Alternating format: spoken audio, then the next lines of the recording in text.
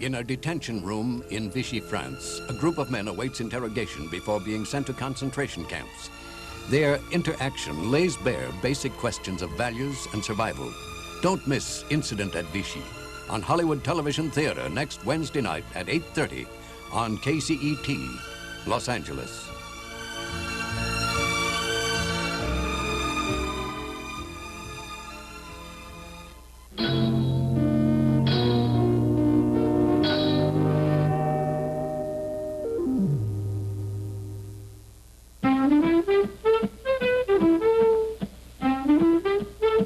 How about a nice new car? The top's off for style, power, and sleekness on wheels.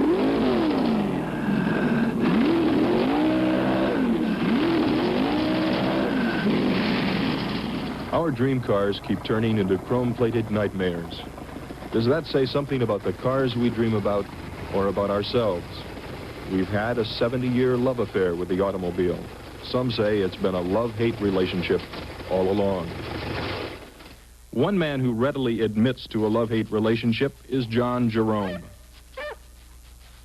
Jerome spent 15 years working with cars and around them as, among other things, an editor on a car magazine and an advertising copywriter for Chevrolet. He has raced cars and rebuilt them and road tested them for magazines. In 1967, he said goodbye to all that and moved to New Hampshire. There he wrote a book called The Death of the Automobile, predicting a painful future for our car-centered way of life. The book examines particularly that giddy period from 1955 to 1970 when we bought over 100 million new cars. That made us almost totally dependent, he said, on the private car as a national transportation system. NPAC asked John Jerome to investigate how that happened. What makes a love-hate relationship? Why have cars so captured our imaginations? And why do we refuse to give them up? Jerome will be asking these questions as he looks at events and talks to people whose lives have been closely tied to the rise and fall of the American automobile.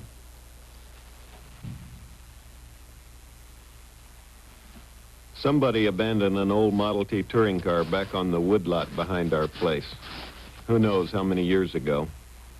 There's another one further up the creek, bent all out of shape by spring floods. You might say it was the Model T that did it to us. It was cheap, honest, sort of the absolute mechanical minimum to give us motorized transportation. They sold us 10 million or so, and we've had the virus ever since. The last ones were made in the 1920s, but here they are, still lying around, fouling up the woods. Overload!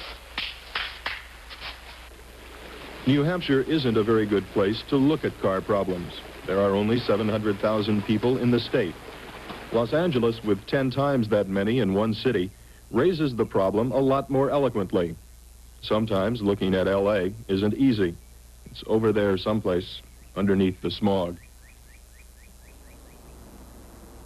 LA is the largest city in area in the United States with virtually no public transportation system. That makes it the most car-dependent city in a car-dependent nation. The two main ingredients of the California lifestyle used to be the car and the suntan. Then came smog. Los Angeles was where they discovered it back in the early 50s. By the 1970s, Southern California was searching for ways to keep the very air breathable. The smog was outpacing state and federal attempts to clean it up. In January 1973, before the gas shortage arrived, Environmental Protection Agency Chief William Ruckelshaus announced that Los Angeles would be required, by law, to reduce its automobile traffic by 80% by 1977. Gasoline rationing was to be a major part of that plan. It sounded almost un-American then. I am here in Los Angeles because in the implementation of the Clean Air Act, Los Angeles is really in a unique position. There are other cities which must impose transportation controls if they're going to achieve the standards. But there is no place else in the country where the Clean Air Act has anywhere near the impact that it does here.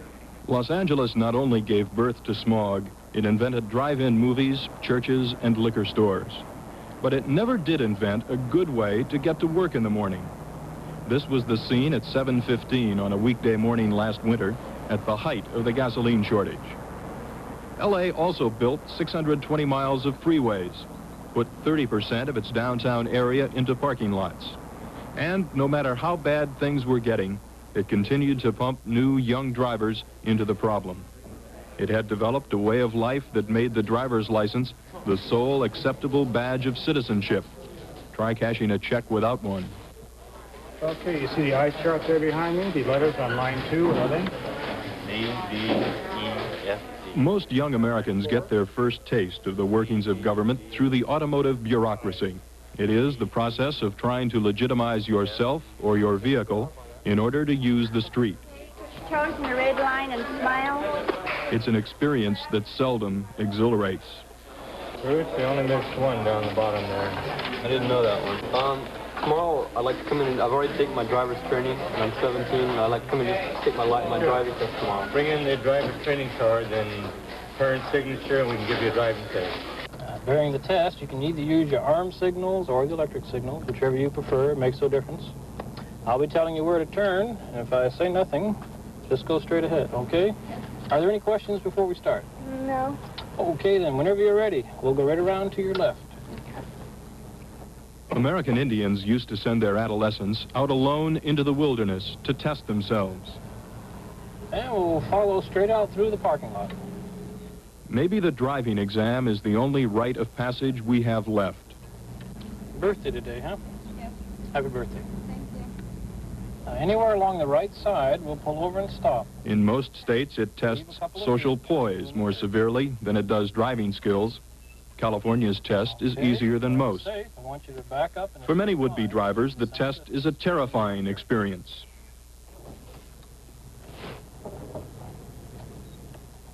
For this young woman who took driver education in school and was used to chauffeuring adults, it was a breeze.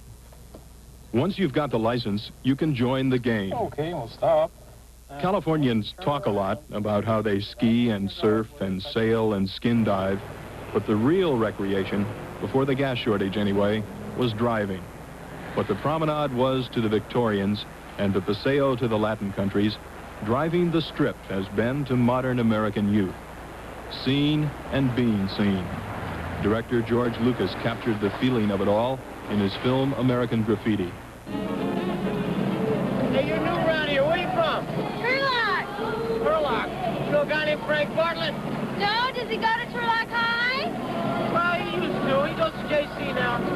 Do you go to JC? Yeah, sure. Oh, wow. Do you know Guy Phillips? Yeah, sure. I got him in a class. Oh, he's so boss. How'd you like to ride around with me for a while? I'm sorry, I can't. I'm going steady. Oh, come on. I just can't. You're just riding around with a bunch of girls. Hey, how about somebody else in there? Everybody else want to go for a ride? Look, you got nothing to fear. I'm as harmless as a baby kitten. Awesome, awesome. Judy's sister will go with you. Is that all right? Yeah, sure. Judy, her sister, her mother, anybody. I'll take them all. Listen, we'll go up and stop at that light. It'll turn red time we get there. Okay. Right? If you ever get tired of going steady with somebody that ain't around, I'm up for grabs. What you were seen in had a lot to do with your social standing. The standard showroom set of wheels just wasn't enough. There was a revolt against the cookie-cutter sameness of ordinary cars. In a continual search for a personal statement in a world of plain vanilla Fords and Chevys, the kids developed a new art form, custom cars. It was a way to make a car more than just a car. The Picasso of the custom car world is George Barris. What is it that they're after that they can get from George Barris and that they can't get from what they can buy? Well, one thing, they can get something fast. That's one factor, is that when we decide to individually style and build something for a client, we're ready to go and they have a car within 5-6 weeks. We decide that this client wants to have something very sleek and unique and different. We can make some renderings, do some scale model work. Within 2 weeks, we can be into modification, and changing the sheet metal or the fiberglass and At least by 6 weeks or 2 months, he's got himself his completed car and way ahead of the whole pack. He was chopping and channeling Mercuries in the 1940s, and by the 1950s, Detroit designers were sneaking his styling ideas onto staid family sedans. Even now, in a time when the bloom is off the automotive rose, Barris finds plenty of customers who still want their cars to make individual statements. You might call what George Barris does a kind of folk art.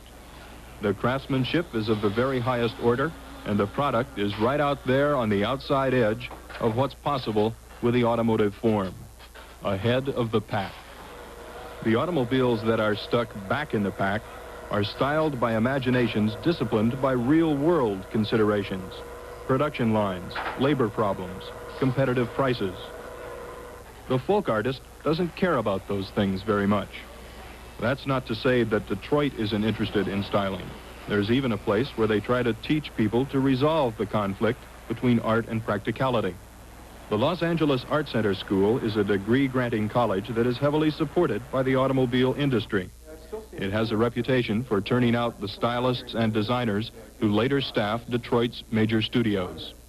And the assignment was for a small businessman in Los Angeles who had years of manufacturing experience and background to get into the small vehicle market. Well, normally he could do that very effectively, but where he's going to either lose money or make money is entirely based upon how this guy on the assembly line can work efficiently and work effectively around the design.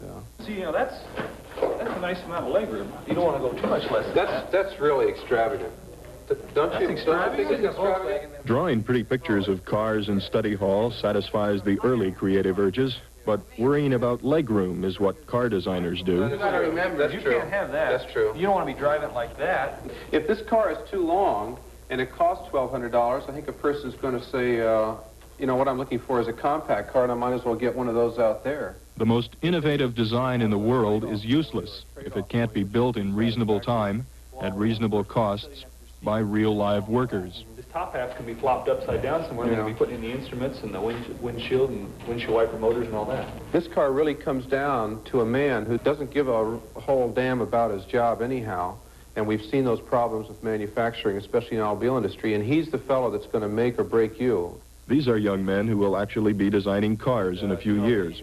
We asked them to speculate about what their lives would be like as car designers in a time of environmental concern and continuing fuel shortages. For them, the love affair doesn't seem to be over. I think we're still going to have the romance of the automobile, but it's going to have to be tempered with a little bit more honesty in the future. And I think that's where we're qualified to create some innovation and come up with some new ideas. If the American consumer can change his concept of what he needs as an automobile, then that in turn will make the manufacturer produce the kind of car that would be better for all of us. Smaller car, more economical to produce, less polluting, safer. I think it's our job going out there in the field to make these changes, to tell these people who are already in the business and working on these cars that they say, hey, what about this? Why don't we do it this way instead of your way? Let's see what happens. It might change. It might change everybody's philosophy about the car. It may not be as rosy as these students imagine. Peter Brock was one of those Art Center graduates who went to General Motors, then quit and came back to California. He was a professional racing driver and designed his own cars. Now he's out of the automobile business, manufacturing hang gliders. When Brock was a GM designer, Harlow Curtis was president of the corporation, and it was not a good period for ambitious young designers. A lot of people seem to think that the stylists and the designers are responsible for what comes out of Detroit, and in effect they are, but the real decisions are made still by the people who control the purse strings. And I think a perfect example of that would be Harlow Curtis. There'd been a competition among the designers at GM to come up with any new product that they felt might be popular in the future that they could show the General Motors Board of Directors at the annual show for possible new products. And it was my idea to build a small car that would sell for $1,000. I felt that with the technological capabilities of GM, we could really build a car that would sell for $1,000. It was a very sophisticated, very pretty little two-seat coupe. The thing was so successful as far as the feeling among the brass at GM at that time that they saved it for the piece de resistance at the unveiling. When the whole show was over and they dropped the lights and they said, "Now, Mr. Curtis, we want to show you what we think is really a possibility for the future." They whipped the cover off the thing, and it was really a pretty car, and everybody applauded, and Mr. Curtis says, "I don't like small cars," and turned and walked out of the room and wouldn't even look at it. So it was impossible to say at that time that, you know, designers are designing the cars. They don't make Packards anymore. Studebaker acquired the company in 1954 and rated it for operating capital. They don't make Studebakers anymore either. These 1930 Packards at Harrah's Automobile Collection in Reno, Nevada, were special cars. They were better than there was any need for them to be. But that's the kind of thing people did with Packards back in those days. It was a great car with a fine reputation. Ask the man who owned one. There were a lot of other classics built during the Depression in a curious counter-reaction to the economic state of the country. In a lot of senses, that piece of machinery that is the automobile peaked out at that time. They knew how to make them pretty well. They devoted engineering efforts exclusively to improving the product itself. It was a golden age of product engineering.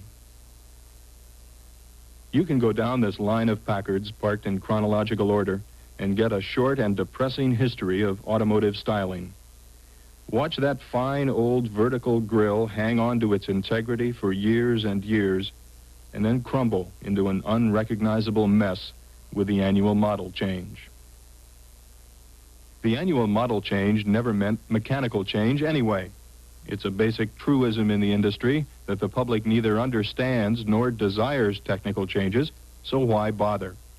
And when Detroit contemplated the costs of changing the working parts, that gave them another reason not to bother. It's easy to dismiss styling as ephemeral. It's the frosting, not the cake. But it is what the industry has been using to sell us its cars since World War II. To provide the illusion of change, to stimulate sales, the manufacturers began fiddling around with the sheet metal that surrounded those archaic mechanical innards. It was called dynamic obsolescence, which even sounded vaguely patriotic. Dynamic obsolescence led to fins and portholes and wraparound windshields, and to the elevation of chrome to the status of a precious metal. It also led to price increases estimated at from $200 to $800 per car for 100 million cars. Funny, our national self-image would have us builders of Jeeps, all hard-nosed practicality and mechanical ingenuity. But what we choose to buy is another sort of product entirely. The National Automobile Show has a car for the busy executive, complete with office equipment. And cars which boast beauty and style. New and different in this push-button age. The automotive industry, so closely geared to the nation's economy, is embarking on its boldest year. We fell in love with tail fins and imitation convertibles. Too bad we never fell in love with gas mileage. The age of product engineering lives on in the restoration shops at Harrah's Collection. Cars are still handcrafted together with loving precision. It is very expensive. Last year, they completed 6 cars. 6 cars per year versus 72 cars per hour. Production engineering took over in Detroit a long time ago. Production engineering, getting the maximum dollar return for every second of time, an ounce of steel, and inch of the production line. Production engineering lowered car prices for a while, but the industry quickly learned that competing in price wasn't profitable. Competing in styling was.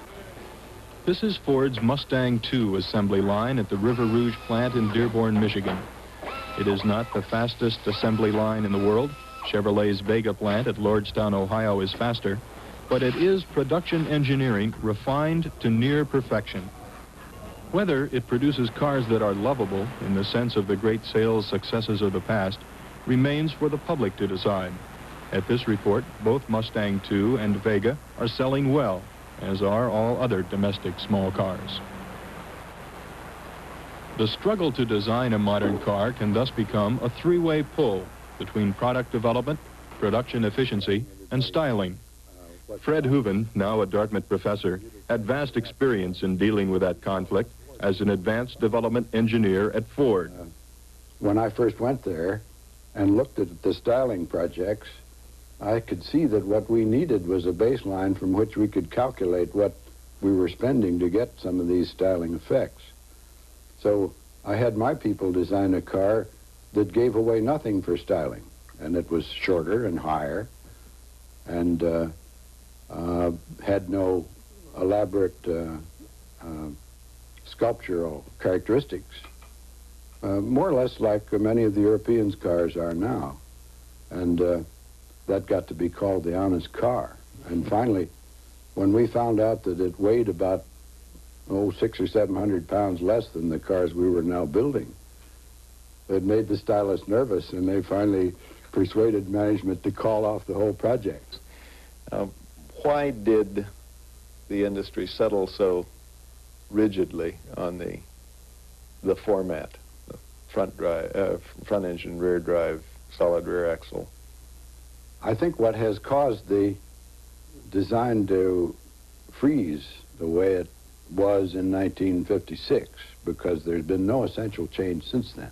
It's, number one, been necessary to make very, very large investments in production facilities because of the need to save labor costs, which have gone up and up and up, so that we now have a very, very large investment in tools for everything we build, so that the change of design is very, very costly.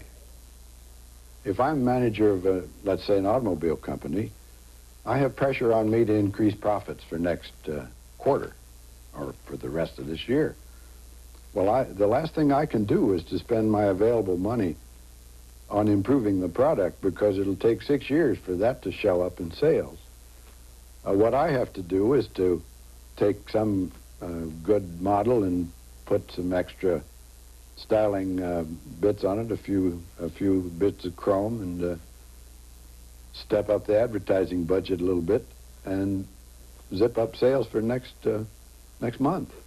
Is the competition between the big three stimulus to good design, to actually improving the product, or not?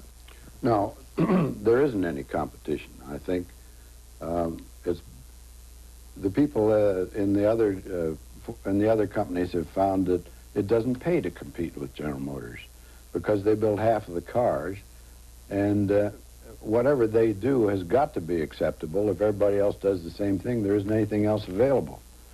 So that discovery has been made, and the fix that General Motors is in is they have no incentive to reduce the cost of the car, or really to increase the utility of it in proportion to its cost, because they are a more efficient producer by virtue of their larger size, and they make more money per car. And if they were to pass on their savings to the customer in form of lower prices, or to the labor force in the form of higher wages, they'd run their competitors out of business.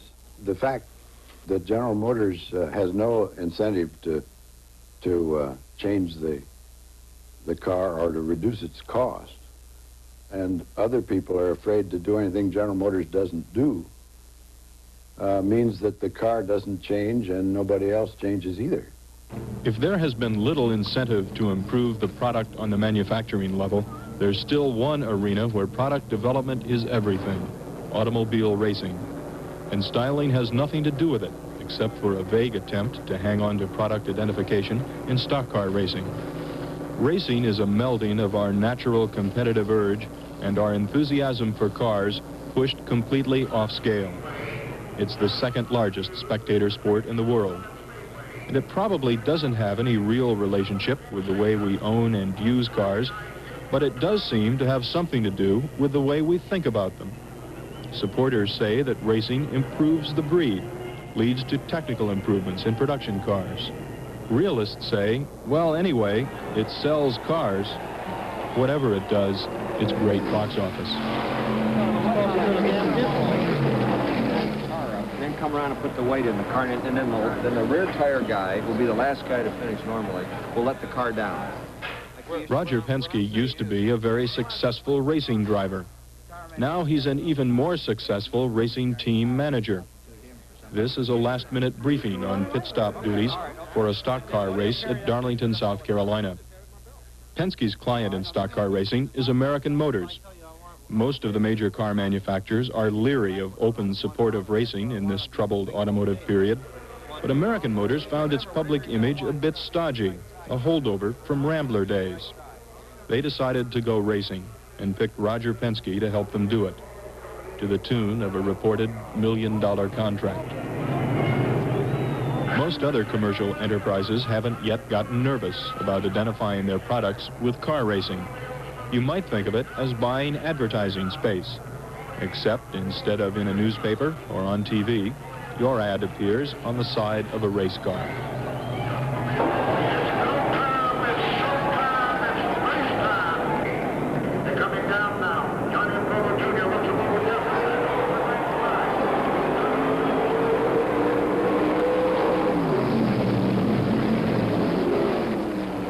Carroll Shelby was one of the most famous American racing drivers of the post-war era, winning Le Mans in 1959. Later, he manufactured the Shelby Cobra and the Shelby Mustang. He's a man who has loved cars and driving all his life. From the time I was 4 or 5 years old, I was always very interested in automobiles, and the first thing that I ever wanted to own, the first thing that I ever wanted to do as soon as I was old enough was to get a driver's license. And the first day that I got mine, when I was 14 years old, I took the old 34 Dodge and an open place on the highway there in Dallas to see how fast it would go, and 85 miles an hour. And I thought it would go faster than that. I was disappointed that it wouldn't go any faster.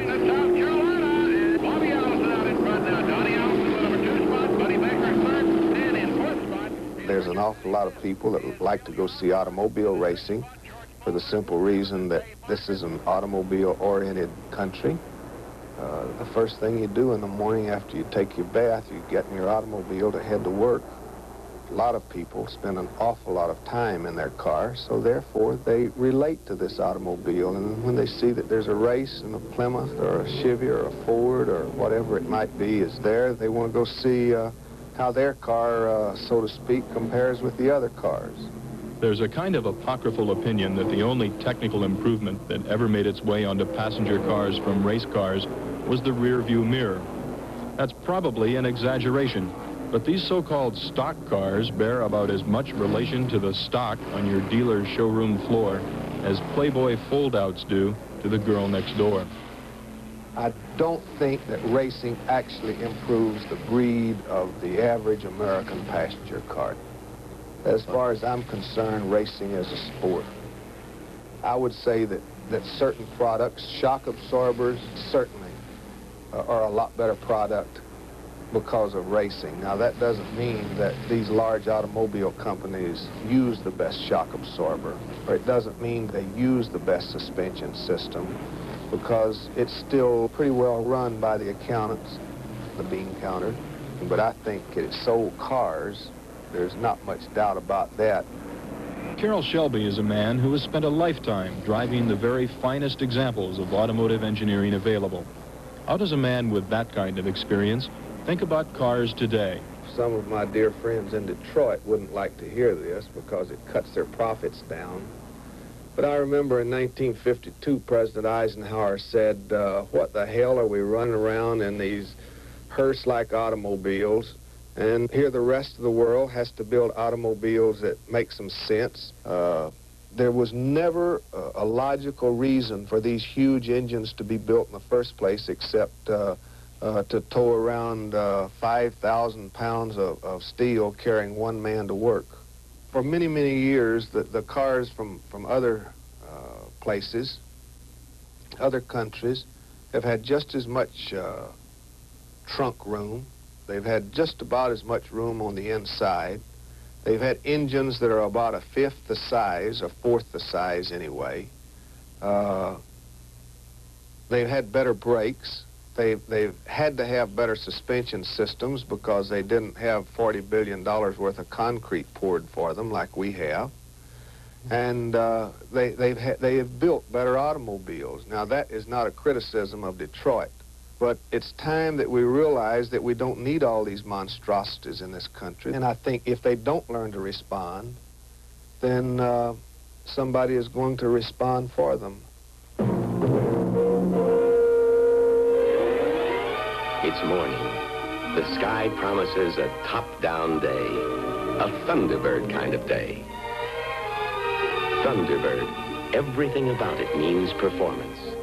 Another feature that Detroit has used to convince us to buy more cars is performance. Flowing active steel says, this is how a Thunderbird performs.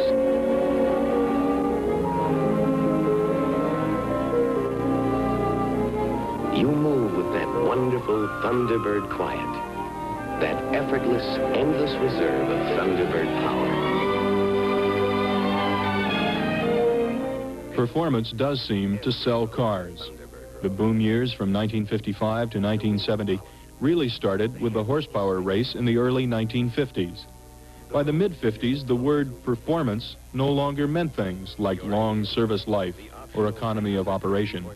It meant sheer acceleration. It's a big engine. But we'd long ago decided that speed was antisocial. Performance was a powerful sales tool, but it made Detroit nervous. Question: how do you advertise a feature that is antisocial, even if your product has it and the public wants it? Climb hills as if caught in a thermal updraft, like a glider. And when you come Answer: you get very clever. You don't advertise the feature, you advertise the image. As far as image goes, the Pontiac GTO was one of the all-time champions in a very crowded field. Jim Wangers, an advertising agency executive, was heavily involved in the creation of the image. The GTO was perhaps the most over-promoted car in the history of this industry, but with absolute knowledge of what we were doing and why, and the success of that over-promotion, proven time and time again in the success of the whole division. We went after the youth culture, if I may use that word. We promoted very heavily in the music that they liked. Commercially, we bought several good commercial groups, allowed not only our commercial messages, but frankly, in the days of the pop records, when cars were things you sing about, we made damn sure they were singing about GTOs. Little GTO, you really looking fine. 3 deuces and a 4-speed and a 389. Listen to her tacking up now. Listen to her whine. Come on and turn it on, wind it up, blow it out, GTO.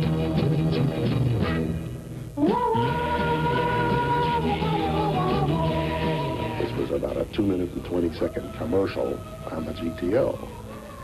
Basically, it was a love song to the GTO, in which we had hoped every young guy, and I don't want to oversimplify this, but damn it, that's the image-building world we live in, you know.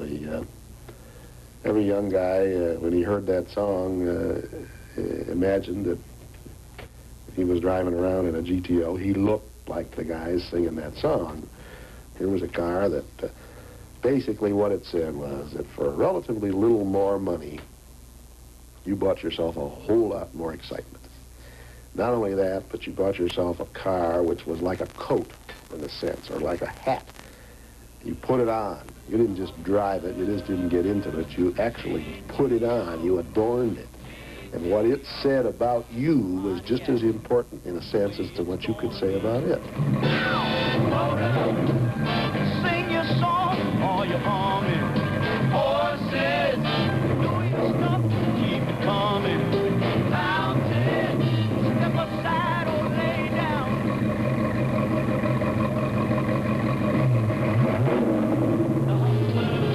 The tumbler is here.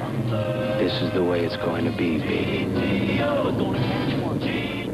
How many people went into the showroom with their families because the teenage son had literally dragged them into the showroom to see the new GTO and walked out with a new Bonneville or a Catalina? You know, we have no measure. But the point was that the success was there.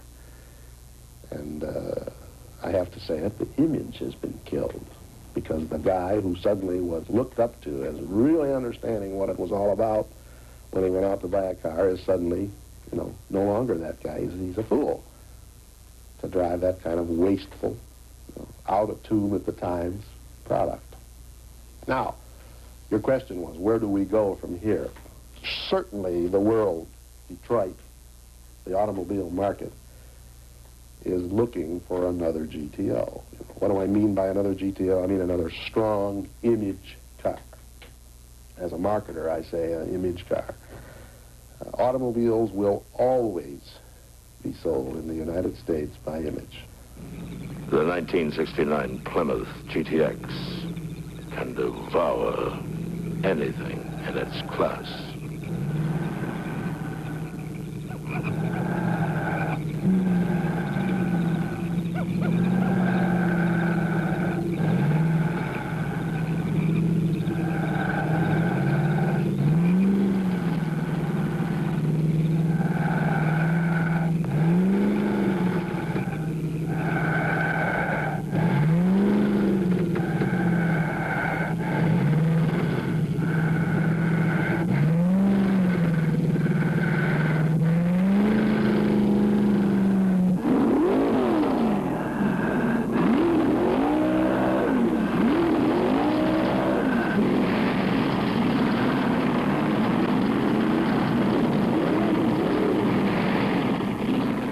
That's all over with now.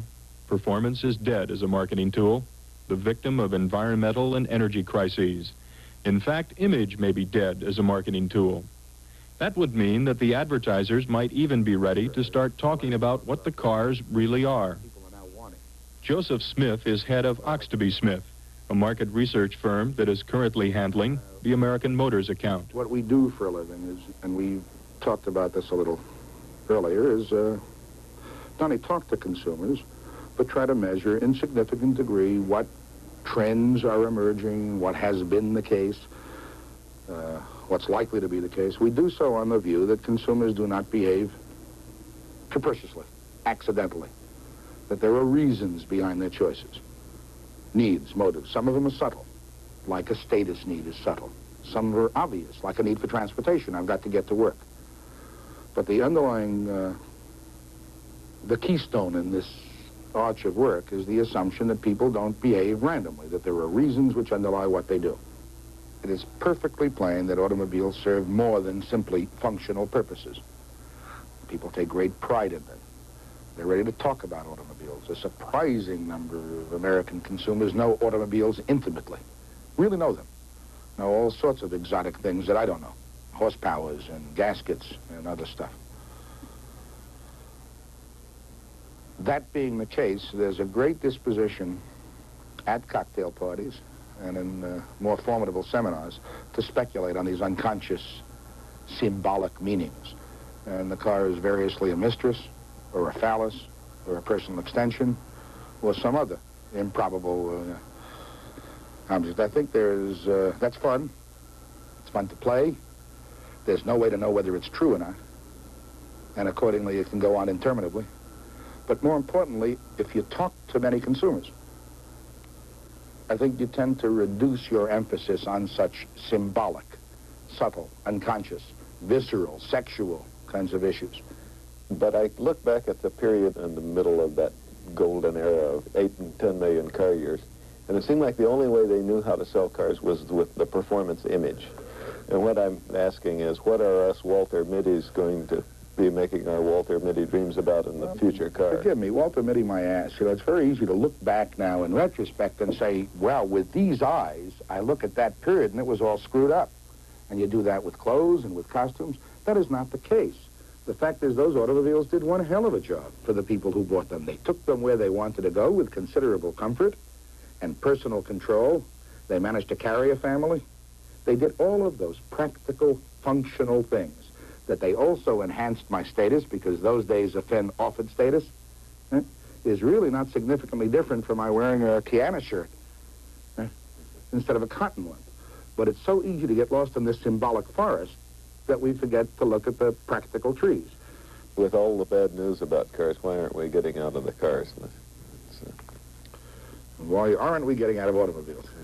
And the beautiful question, why are we doing these crazy things? And the crazy things are polluting our air, and clogging our cities, and burning our modest resource of energy, and so on. The notion of clogging our cities beyond control is a long way distant kind of reward or pain. The notion of going to work is today's need. And human behavior is responsive to the needs I have, not to some illusory needs I may have. John Jerome was responding to today's need, earning a living when he worked as an automobile ad writer in Detroit and lived in the suburbs. I used to commute to work on this freeway. It was just about the worst way you can use a car, stumbling along in 7-mile-per-hour traffic, on my way to write ads about cars that always seemed to be gliding through a sylvan glade somewhere. I'd watch the production total mount up on that billboard while I was stuck in the traffic that kind of mass production created. Then I'd go to work to try to sell more cars. It was very frustrating. Frank Lloyd Wright said the survival of the cities would depend on the outcome of the race between the automobile and the elevator, and anyone who bets on the elevator is crazy. Economist Bennett Harrison is an urban planner at MIT. He talks about automobiles, suburbs, and cities. One of the consequences of the dispersal of activity that the automobile has made possible, therefore, is this increased problem of having more and more users of Central City turf living beyond the range of the Central City's ability to tax. Before there were suburbs, this kind of exploitation was not a financial problem for cities. They were able to tax the people who used their services. They were able to get back in taxes at least something like a fair share of what was needed to keep the city going. Is there a way to tax the automobile to balance this situation out? Well, okay. That's it seems to me, the one great policy issue that really hasn't been raised yet in this in discussions not only about city form and lifestyle, but about pollution, and now most recently about energy crisis. All of these kinds of efforts, cutting speeds and increasing the price of gas, and even putting tolls on the roads to some, or increasing the tolls on the roads to some extent, and providing mass transit alternatives, really still don't get to the fundamental problem. The fundamental problem, the bullet I think we really have to bite, is to recognize that, in the economist lingo, what we've been talking about today, the social costs that automobiles impose on the people who live in a region where automobiles are the main form of transportation far outweigh the private costs that the individual automobile owner faces in terms of the health expenses that people have to incur because of automobile-related pollution or accidents, in terms of congestion that reduces work time and worker productivity once people do get to the job, in terms of the kinds of anxiety we've discussed and a number of people have discussed that surround the automobile. Ultimately, I think that we will not make real headway with this problem until we are prepared to begin to impose something like the true social cost of operating the automobile on the people who use it and the people who make it, the people who benefit from its production. In the 20s and 30s in this country, we faced, as I think is the case with the Europeans also, except they made the decision rather differently than we did, we faced the decision in all of our large cities to try and upgrade, refine, and build on the mass transit systems we already had. We could have done that. The automobile would have supplemented such a system very nicely, particularly as you got farther and farther away from the inner city. That's not, in fact, what happened in the United States. We didn't choose to upgrade and expand and complement our mass transit systems. Instead, At best, we neglected them, and there is now some evidence to indicate, at least in the case of the General Motors purchase of mass transit systems in California, it's been disclosed by the Senate Antitrust Committee, Senator Hart's committee, that there may have been some active interference with the operation of those mass transit systems in the interest of increasing the profits of the automobile industry. And I think the automobile industry is the #1 example of monopoly power that has changed, literally changed the quality of our lives. And it has done so, not on the basis of what people really needed, but rather on the basis of serving corporate interests, corporate profits. I think we can say that what's good for General Motors is not necessarily good for the country. And in the field of transportation, what has been good for General Motors has in fact been very, very bad for the country. 30 years ago, a system of electric trains linked San Francisco with Oakland across the bay. A set of tracks stretched across the lower level of the Oakland Bay Bridge. In his testimony before the Senate subcommittee, Mayor Alioto charged that a company operated by GM, Standard Oil, and the Firestone Tire Company purchased the system and began to eliminate the electric cars and replace them with gas-powered, rubber-tired General Motors buses. Then in 1954, that's 8 years after acquisition, and at the time when we began to talk seriously in San Francisco about building a BART system, they announced their intention of abandoning the rail system, electric rail system across the bridge, abandoning it. It is very difficult to escape the inference, in the light of the total conduct, that they did this for the very purpose of slowing up and perhaps making impossible the development of our BART system, our Bay Area Rapid Transit System. Nevertheless, regardless of the motive, the fact is clear. They pulled up the tracks. Now, in BART, we've had to spend $200 million to create that same corridor in the form of a tube on the bed of the bay. I say that this is monopolistic conduct and predatory conduct, and that this is not free, competitive enterprise. In addition to this, after they have accomplished this destruction of a competing form of transportation, they then sell the company with a condition which again violates the antitrust laws. The condition being that that company had to restrict itself to the purchase of gas-using General Motors buses, so that the entire acquisition, the destruction, and the final contract form, all taken together, make out a clear violation of both Section 1 and Section 2 of our antitrust laws. And we ought not to be talking about free enterprise in that concept at all, because it isn't free enterprise. Was it the General Motors and its bus building capacity that really wrecked the streetcar system in America? I think, Senator, the answer has got to be yes, because General Motors actually formed the company, together with the oil companies and the tire companies, to go in to buy out these streetcar systems, to then dismantle them, and to substitute buses for them under contractual provisions that were clearly illegal. I think we would have to say that the answer is yes. Well, I would like to respectfully suggest that there is a reason why streetcar companies were dismantled. And it has nothing to do with General Motors. General Motors came into a situation where streetcars were inordinately inefficient. They were not flexible. Their costs were so great that they couldn't furnish the service. Municipalities and states converged upon them with a limitation of fares that they could carry, that they could charge. And they didn't serve most of the people, because there happened about that time, and had been happening for the last 40 or 50 years, such thing as a development of suburbia. And it was impossible economically for streetcar companies to build tracks to every suburb, when the suburb very often had 4 houses to an acre, instead of the metropolitan situation that you have in downtown San Francisco. Now, whether General Motors ever existed or not, the streetcar system just could not function. It could not meet the demands of modern residential building and development. Do you know of any streetcar system that could service San Francisco with all of its outlying communities and suburbs? Senator, let me make the point again. Perhaps I wasn't very clear on it. I am not an anti-automobile nut, and there are some people like that in this country. I am simply suggesting that we want balance in our transportation. I don't want to outlaw the automobile. I'm not suggesting it isn't a convenient way of traveling. I am suggesting that it must be supplemented by rapid transit systems.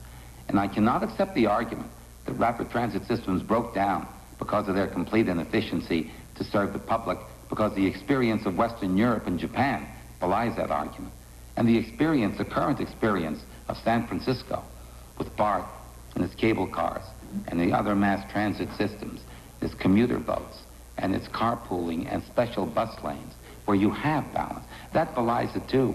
And finally, Senator, I must say, with great deference, that if it is true that the streetcar companies were breaking down of their own weight, why was it necessary for General Motors to join with Standard Oil and the tire companies to go in and buy the systems and tear up the tracks?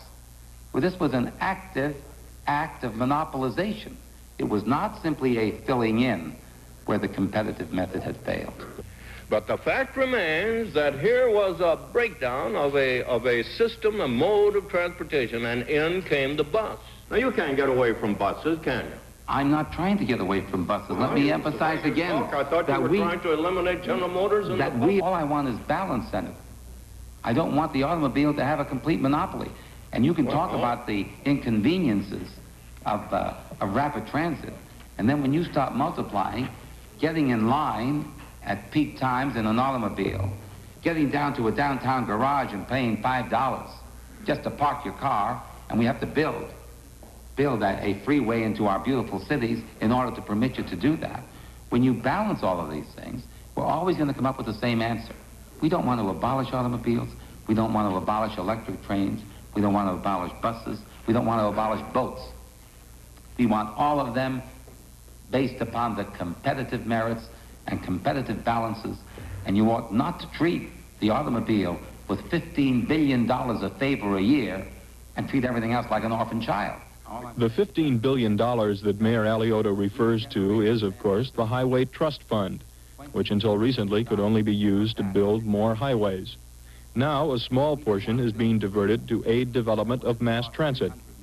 General Motors came back to the subcommittee hearings 6 weeks later and delivered point-by-point responses to the testimony of Mayor Alioto and other mass transit supporters. The subcommittee is now studying that testimony.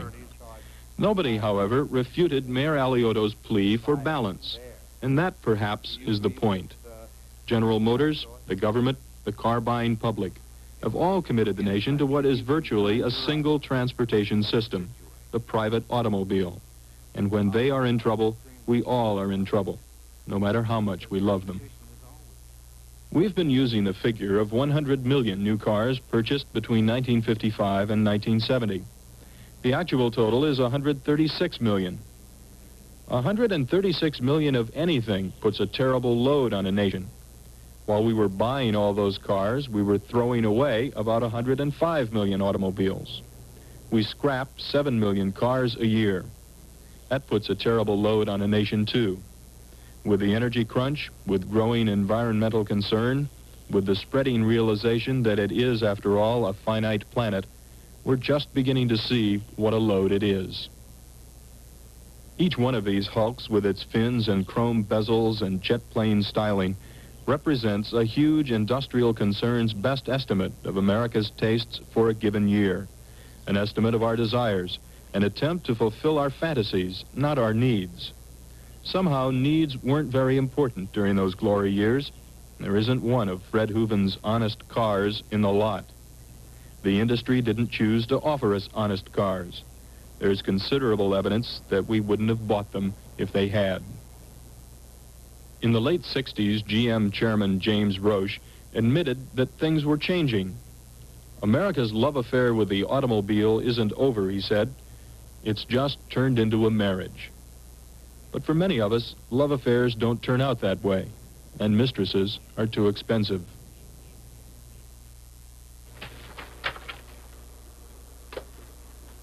As we were working on this show, we found that we kept going back to focus on the cars themselves rather than the problems they cause. It's hard to avoid that trap. We all seem to think that if we just somehow had the right sort of car, we wouldn't have the problems. That's the federal government's approach, with the emission controls and safety equipment and the gas mileage regulations that are bound to come. Fix the car, and the problem will go away. I think that's wrong. I think focusing on the car itself is a mistake. If you make cars half the size that they are now, you'll have room for twice as many cars. When that space is filled up, then what do? The car is a bad machine. You don't solve the problem by making a better bad machine. I keep making that same mistake. I saw this old Dodge truck and just had to have it. It was built the year I graduated from high school, 1950. I keep thinking it'll be very handy to have if I ever finish rebuilding it. Anyway, it seemed like a good idea. It's sort of Fred Hooven's honest car. Trucks are the last rational motor vehicles. Cars that will actually do work for their owners. They're not sold on the basis of prestige or styling or hidden sexual needs, or at least they didn't used to be. Nowadays, pickup trucks are being merchandised just like Buicks. It's hard for me to resist the idea of a good working truck that represents what cars used to be before styling and image and all that got into the act. So I end up suckering again. Maybe that's the point. I've come to hate what cars mean, what they've done to the country, what they stand for. But in spite of anything I can do, I still find myself falling in love with the physical object itself when a good one comes along. I think that's what happens to most of us.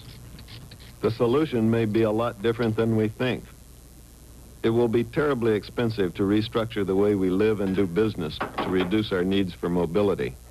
But that won't be as expensive as it would to continue to be totally dependent on cars. We can't afford cars anymore, not in the ways we've afforded them in the past. Maybe we just don't move around so much. When LBJ appointed Alan Boyd to be the first Secretary of Transportation, Boyd moved into his new office and hung a big photograph over his desk. It showed a pair of shoes, walking. Maybe that's the kind of Department of Transportation we need.